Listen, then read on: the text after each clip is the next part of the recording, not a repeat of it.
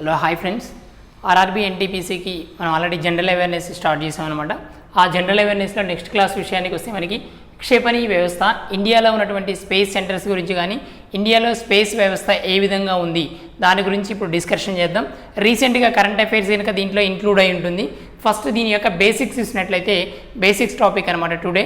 దీంట్లో ఫస్ట్ మనకి క్షిపణి వ్యవస్థలో మనం కొన్ని విషయాలు తెలుసుకోవాలి. వాటిలో విషయానికి వస్తే ఈ పృథ్వీకి సంబంధించి కానీ లేదా అగ్ని వ్యవస్థ కానీ ఆకాష్, త్రిశూల్ ఇలా డిఫరెంట్గా మనకి రాకెట్ వ్యవస్థలు ఉన్నాయి. కాబట్టి రాకెట్కి సంబంధించినటువంటి డిఫరెంట్ వాటి గురించి ఇప్పుడు ఎక్స్ప్లెయిన్ చేద్దాం.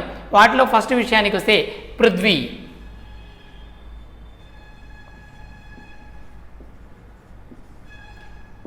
ఈ పృథ్వీ విషయానికి వస్తే మనకి ఉపరితలం టు ఉపరితలానికి ఉపయోగించేటువంటి రాకెట్ వ్యవస్థ అన్నమాట.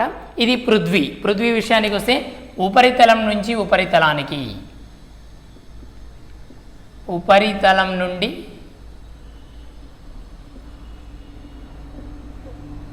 ఉపరితలంకు, ఉపరితలం నుండి ఉపరితలంకు ఏంటంటే పృథ్వీ వ్యవస్థ ఉపరితలం నుంచి ఉపరితలంకు ఉంటుందన్నమాట.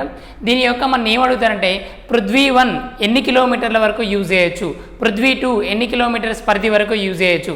ఈ విధంగా దాని యొక్క పరిధి గురించి, ఆ డిస్టెన్స్ గురించి ఎక్కువగా మన క్వశ్చన్స్ అడగడానికి ఛాన్సెస్ ఉందన్నమాట. నెక్స్ట్ వన్ విషయానికి వస్తే అది ఉపరితలం నుంచి ఉపరితలానిక లేదా ఆకాశం నుంచి ఉపరితలం నుంచి ఆకాశానిక, ఇలా డిఫరెంట్గా ఆకాశం నుంచి ఆకాశానిక ఇలా అడగడానికి ఎక్కువగా మనకి హోప్ ఉందన్నమాట ఈ క్వశ్చన్ రావడానికి. దీంట్లో విషయానికి వస్తే మనకి పృథ్వీలో మొత్తం వచ్చేసేసి 3 ఉన్నాయి. ఒకటి Prithvi 1, second one Prithvi 2 and third one విషయానికి వస్తే పృథ్వీ 3.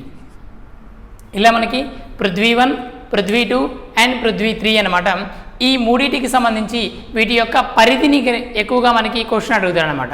పరిధికి సంబంధించి విషయానికి వస్తే ఈ పృథ్వీ 1 విషయానికి వస్తే దీని యొక్క పరిధి ఎంత అంటే 150 kilometres and second one Prithvi 2 250 kilometres and again మనకి థర్డ్ వన్ 350 కిలోమీటర్స్. ఇప్పుడు దీంట్లో క్వశ్చన్ వస్తే మనం ఏ విధంగా అడుగుతారంటే పృథ్వీ 3 యొక్క పరిధి ఎంత అని అడుగుతాడు. దీని పరిధి ఎంత అంటే 350 కిలోమీటర్స్. ఈ విధంగా మనకి దేని యొక్క పరిధి అయినా అడగొచ్చు. అండ్ నెక్స్ట్ పృథ్వీ అనేది ఉపరితలం నుంచి ఉపరితలానిక, ఆకాశం నుంచి ఆకాశానిక, ఉపరితలం నుంచి ఆకాశానిక ఇలా డిఫరెంట్గా అడుగుతాడు. వాటి గురించి తెలుసుకోవాలి. ఇది పృథ్వీకి సంబంధించినటువంటి పృథ్వీ 1, 2, 3 3 ఉంటాయన్నమాట. నెక్స్ట్ వన్ విషయానికి వస్తే అగ్ని. క్షిపణి వ్యవస్థ అగ్నిలో విషయానికి వస్తే అగ్ని యొక్క క్షిపణి వ్యవస్థలో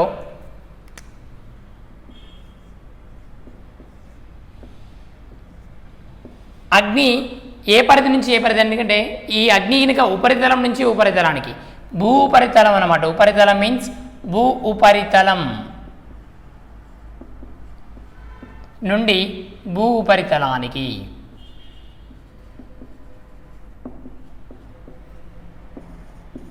ఈ భూ ఉపరితలం నుంచి ఉపరితలానికి అనమాట.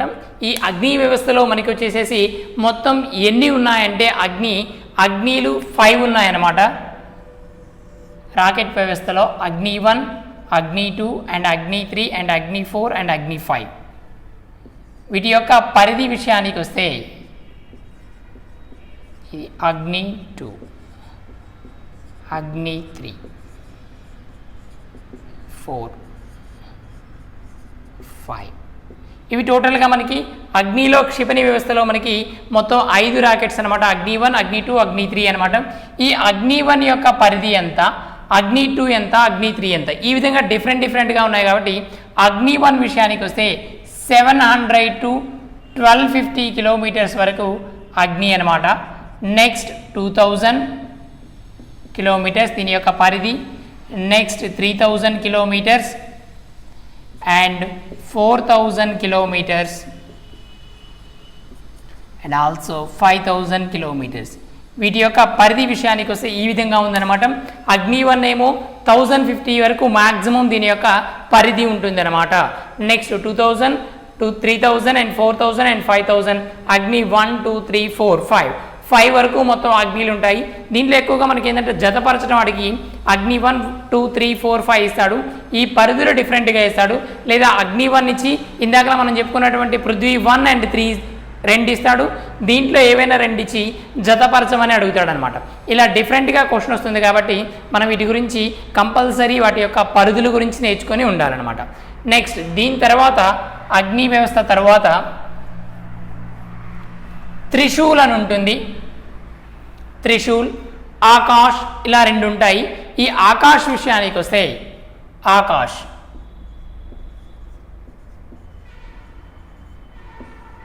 ఆకాష్ తీసుకున్నట్లయితే ఉపరితలం నుండి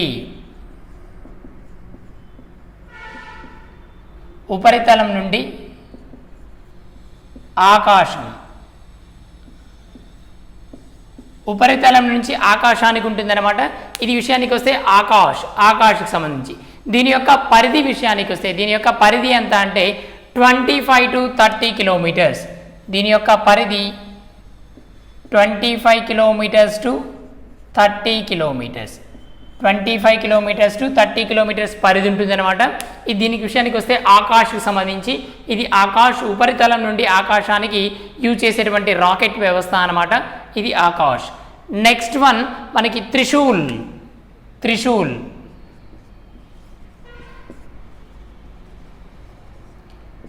త్రిశూల్ విషయానికి వస్తే ఇది కూడా ఉపరితలం నుండి ఆకాశానికి. ఉపరితలం నుండి ఏ ఉపరితలం అంటే సముద్రం యొక్క ఉపరితలం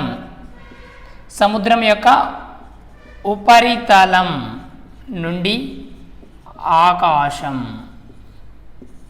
సముద్రం యొక్క ఉపరితలం నుంచి ఆకాశానికి అన్నమాట. ఇది త్రిశూల్ అన్నమాట. దీని యొక్క పరిధి విషయానికి వస్తే దీని యొక్క పరిధి కేవలం మనకి ఎన్ని కిలోమీటర్లు అంటే 9 కిలోమీటర్లు. 9 కిలోమీటర్లు.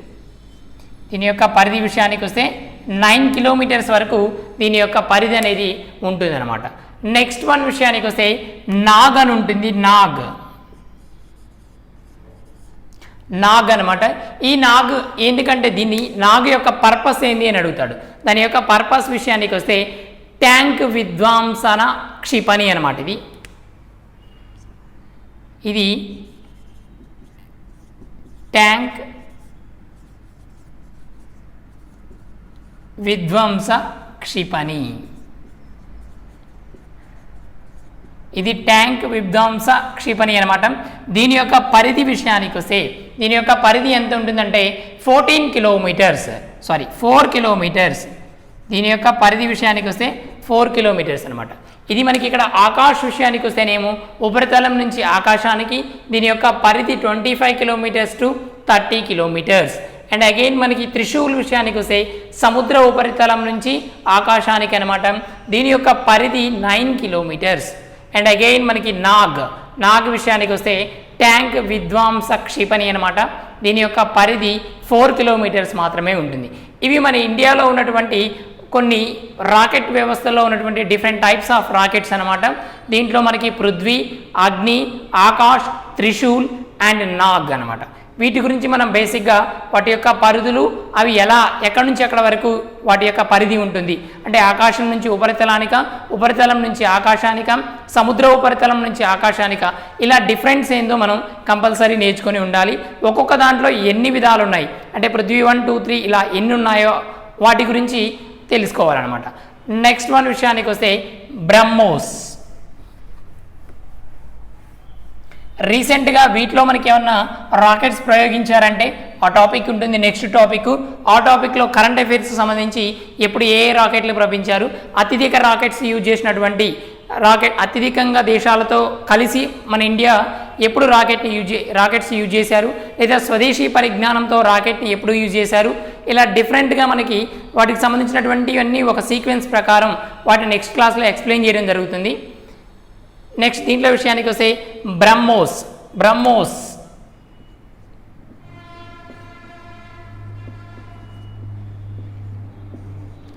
ఈ బ్రహ్మోస్ విషయానికి వస్తే ఇండియా అండ్ రష్యా సంయుక్తంగా ఏర్పాటు చేసినటువంటి ఒక రాకెట్ అన్నమాట. ఇది ఇండియా అండ్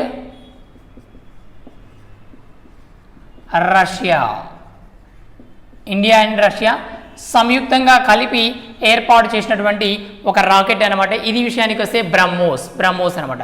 నెక్స్ట్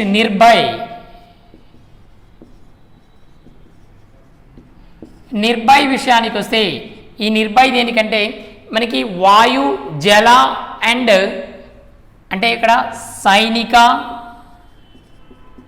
నావిక వాయు సైనిక నావిక వాయు ముగ్గురు కలిపి సంయుక్తంగా మూడు దళాల్లో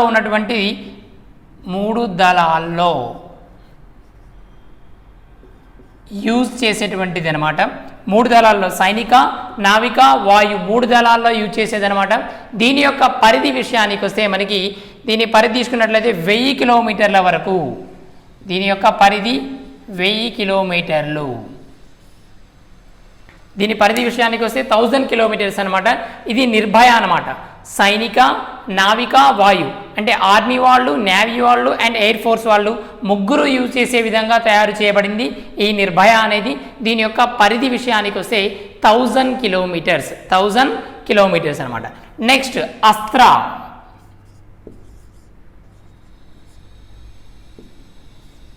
అస్త్ర విషయానికి వస్తే ఇది వాయు గగన మార్గంలో అనమాట.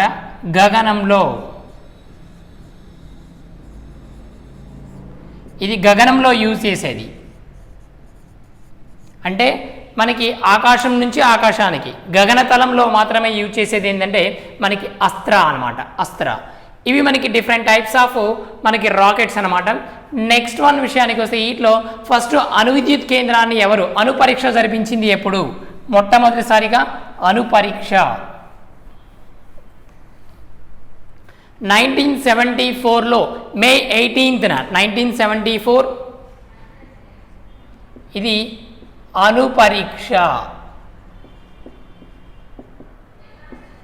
అణుపరీక్ష విషయానికి వస్తే ఫస్ట్ అణుపరీక్ష ఎప్పుడు జరిపించారంటే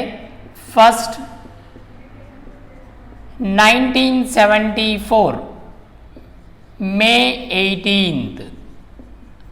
దీని పేరేంటంటే పోఖ్రాన్ అనమాట. దీని యొక్క పేరు విషయానికి వస్తే పోఖ్రాన్ అనమాట. ఫస్ట్ అణుపరీక్ష అనమాట. ఇది 1974 మే 18న చేయడం జరిగింది అనమాట. దీనికి అర్థం ఏమిటంటే పోఖ్రాన్ అంటే అర్థం విషయానికి వస్తే బుద్ధుడు నవ్వాడు అని అర్థం. బుద్ధుడు నవ్వాడు. దీని యొక్క మీనింగ్ ఇక్కడ మనకి ఏంటంటే బుద్ధుడు నవ్వాడు. నెక్స్ట్ సెకండ్ టైం విషయానికి వస్తే ఫస్ట్ ఏమో 1974, సెకండ్ 1998 ఏపీజే అబ్దుల్ కలాం కాలంలో. ఇది ఏపీజే అబ్దుల్ కలాం కాలంలో జరిపించడం జరిగింది అనమాట. దీని యొక్క మీనింగ్ ఏంటంటే సెకండ్ వన్ దానికి బుద్ధుడు మళ్ళీ నవ్వాడు అనే పేరుతో దీన్ని ప్రయోగించడం జరిగింది. బుద్ధుడు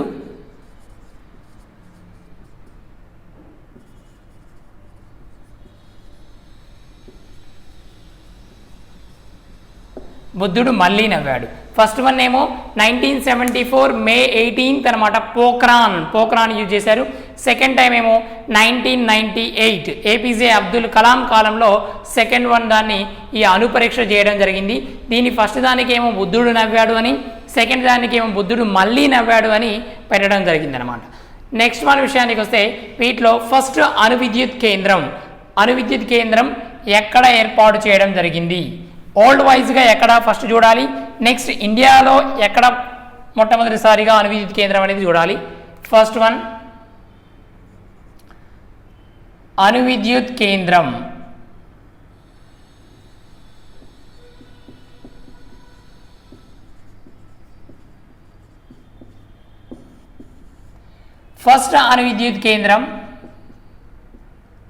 ఫస్ట్ విషయానికి వస్తే రష్యా కంట్రీ అనమాట. మొట్టమొదటిసారిగా అణువిద్యుత్ కేంద్రాన్ని ఏర్పాటు చేసినటువంటి దేశం ఏంటంటే ఓల్డ్ వైజ్గా చూసుకున్నట్లయితేనేమో ఫస్ట్ కంట్రీ రష్యా అనమాట. ఎక్కువగా వినియోగించే దేశం ఏంటంటే మనకి ఫ్రాన్స్. ఎక్కువగా వినియోగించే దేశం వినియోగం.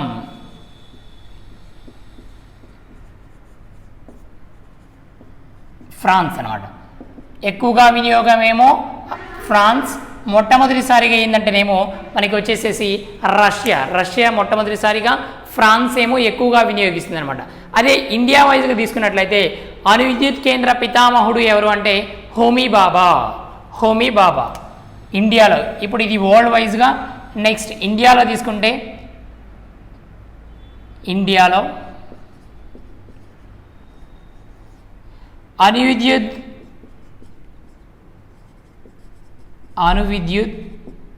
పితామహుడు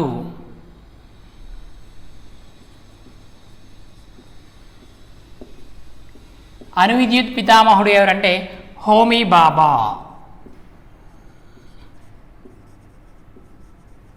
హోమీ బాబాని ఇండియాలో అణు విద్యుత్ పితామహుడు అని అంటారు. మొత్తం ఇండియాలో ఎంత శాతం అణు విద్యుత్ ఉత్పత్తి అవుతుంది? వరల్డ్ వైజ్గా పోల్చుకున్నట్లయితే, ప్రపంచాన్ని పోల్చినట్లయితే, ప్రపంచం మొత్తంలో పోల్చుకుంటే మన ఇండియాలో ఎంత అణు విద్యుత్ ఉత్పత్తి అవుతుందంటే, ఇండియాలో విషయానికి వస్తే 3% వరల్డ్లోనే అత్యధికంగా మన ఇండియాలో ఎంతంటే, వరల్డ్ మొత్తంలో ఉత్పత్తి అయ్యే దానిలో 3% కేవలం ఇండియాలో మాత్రమే ఉత్పత్తి చేయడం జరుగుతుంది అనమాట. మొట్టమొదటి అణు విద్యుత్ కేంద్రం ఏమిటంటే తారాపూర్, మహారాష్ట్ర. మొట్టమొదటి అణు విద్యుత్ కేంద్రం ఏంటంటే తారాపూర్, మహారాష్ట్ర.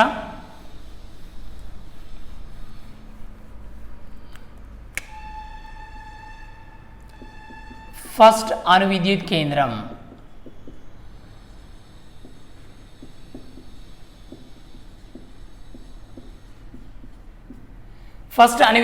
అంటే తారాపూర్.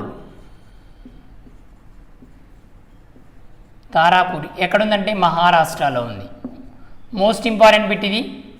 ఫస్ట్ అణు విద్యుత్ కేంద్రం ఇండియాలో ఎక్కడంటే తారాపూర్, మహారాష్ట్ర. అణు రియాక్టర్ విషయానికి వస్తే అప్సరా. అణు రియాక్టర్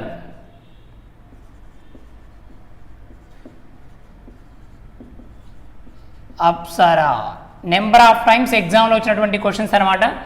ఫస్ట్ అణు రియాక్టర్ విషయానికి వస్తే అప్సరా, అండ్ అణు విద్యుత్ కేంద్రం విషయానికి వస్తే తారాపూర్, మహారాష్ట్ర. ఈ రెండు కూడా మహారాష్ట్రలో అనమాట. నెక్స్ట్ వన్, అత్యధికంగా అణు విద్యుత్ను ఉత్పత్తి చేస్తున్నటువంటి అణు విద్యుత్ కేంద్రం ఇండియాలో ఏది అని అడుగుతాడు. అది రావత్ బాటా.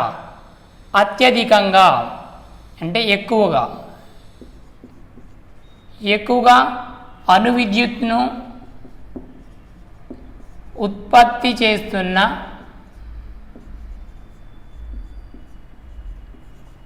అణు విద్యుత్ కేంద్రం.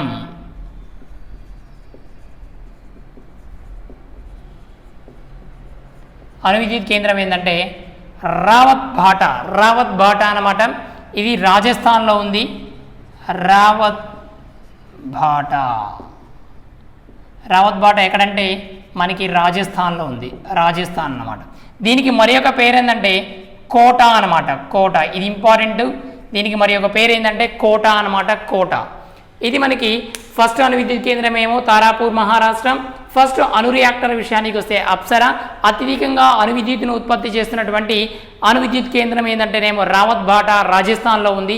దీనికి ఉన్న మరి ఒక పేరు ఏంటంటేనేమో కోటా అనేది దీనికి మరొక పేరు అనమాట. నెక్స్ట్, పూర్తిగా స్వదేశీ పరిజ్ఞానంతో ఏర్పాటు చేసినటువంటి అణు విద్యుత్ కేంద్రం ఏమిటి? స్వదేశీ పరిజ్ఞానంతో, పూర్తిగా స్వదేశీ పరిజ్ఞానం.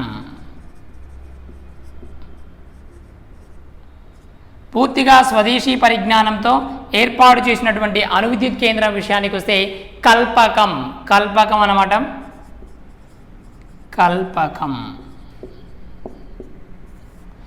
ఈ కల్పకం ఇక్కడ ఈ అణు విద్యుత్ కేంద్రానికి ఉన్నటువంటి మరి ఒక పేరు విషయానికి వస్తే Indira Gandhi centre for atomic research. దీనికి మరి ఒక పేరు ఏంటంటే Indira Gandhi centre for atomic research.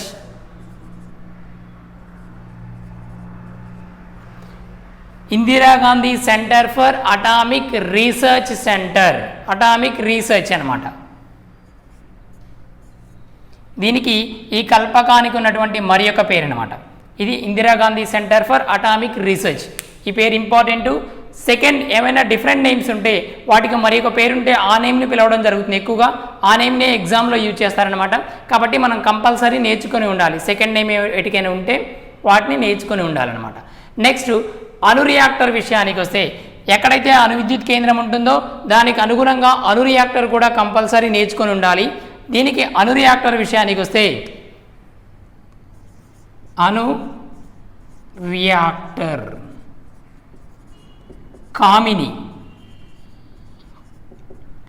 దీని యొక్క అణు రియాక్టర్ విషయానికి వస్తే కామిని అనమాట. అయితే ఈ స్వదేశీ పరిజ్ఞానంతో స్టార్ట్ అయినటువంటి అణు విద్యుత్ కేంద్రం కల్పకంలో డిఫరెంట్ ఏంటంటే, అంటే ఉన్న వాటితో దీన్ని పోల్చినప్పుడు దీని యొక్క డిఫరెన్స్ ఏంటంటే, దీనిలో ఎక్కువగా యూజ్ చేసేది ఏంటంటే ప్లాటినాన్ని యూజ్ చేస్తారంట. ప్లాటినం. ఈ కల్పకంలో దేన్ని యూజ్ చేస్తారంటే ప్లాటినం.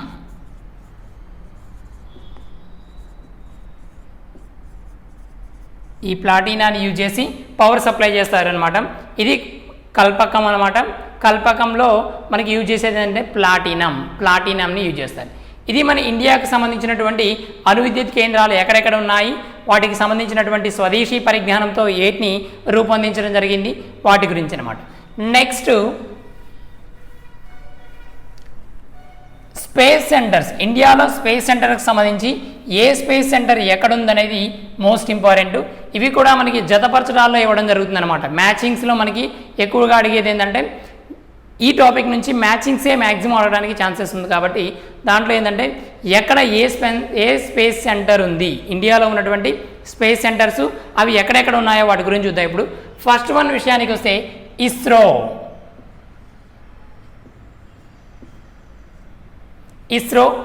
విషయానికి వస్తే బెంగళూరు అనమాట.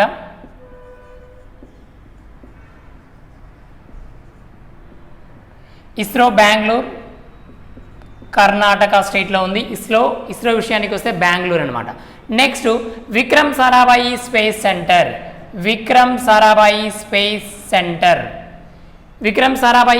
సెంటర్ విషయానికి వస్తే త్రివేంద్రం అనమాట. ఇది ఎక్కడుందంటే కేరళలో ఉంది. త్రివేంద్రం అనమాట. Vikram Sarabhai space centre. Next, SHAR ఎక్కడుంది?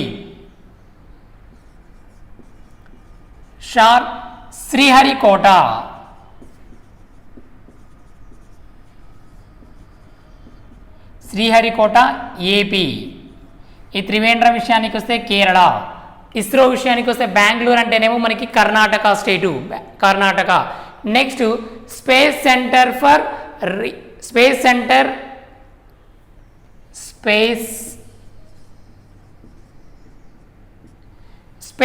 Application centre.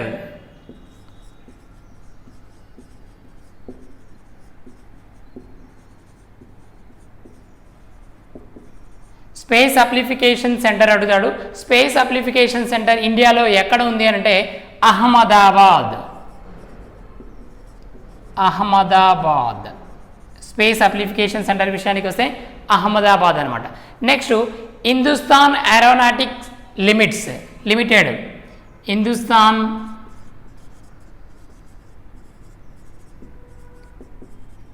Aeronautic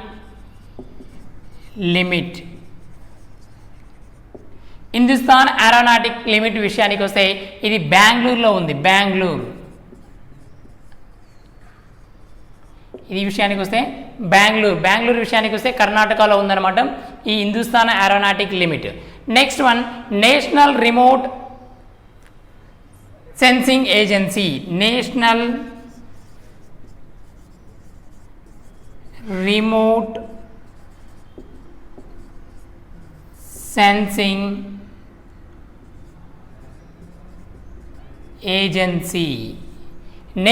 remote sensing agency విషయానికి వస్తే షాద్ నగర్ తెలంగాణ స్టేట్ అనమాట. ఇది కర్ణాటక. ఇది మనకి టోటల్గా మనకి ఇండియాలో ఉన్నటువంటి స్పేస్ సెంటర్స్ విషయానికి వస్తే వాటిలో ఫస్ట్ వన్ ఇస్రో విషయానికి వస్తే బెంగళూరులో ఉంది. Next Vikram Sarabhai space centre Trivandrum. SHAR విషయానికి వస్తే Sriharikota and space application centre ఇది అహ్మదాబాద్. హిందుస్థాన్ ఏరోనాటిక్ లిమిట్స్ విషయానికి వస్తే Bengaluru and national remote sensing agency Shadnagar. ఇవి టోటల్గా మరి ఇండియాలో ఉన్నటువంటి స్పేస్ సెంటర్స్కి సంబంధించి అనమాట. ఇంతటితో మనకి బేసిక్ నాలెడ్జ్ అయిపోయింది. దీని తర్వాత క్లాస్ ఏంటంటే మనకి ఇండియాలో ఎప్పుడెప్పుడు ఏ ఏ ప్రయోగాలు చేశారు, అంటే ఎప్పుడు ఏ రాకెట్ని పంపించడం జరిగింది, చంద్రుడిపైకి ఎప్పుడు పంపించారు, ఎవరు మొదట వెళ్ళారు, ప్రపంచాన్ని కంపారిజన్ చేస్తూ అంటే వరల్డ్ వైజ్గా కంపారిజన్ చేస్తూ ఆ డేట్స్తో సహా ఇండియాలోకి సంబంధించినటువంటి డేట్స్ని, ఇండియాలో ఎవరు మొట్టమొదటిసారిగా వెళ్ళారు దాని గురించి నెక్స్ట్ క్లాస్లో డిస్కషన్ చేయడం జరుగుతుంది అనమాట. దాంతోపాటు కరెంట్ అఫైర్స్ అనేది ఎడ్జ్లో వస్తుంది. అంటే రీసెంట్గా మనకి ప్రయోగించినటువంటి రాకెట్స్కి సంబంధించినవి మనకి కరెంట్ అఫైర్స్గా తీసుకోవడం జరుగుతుంది అనమాట. Okay, thank you for watching.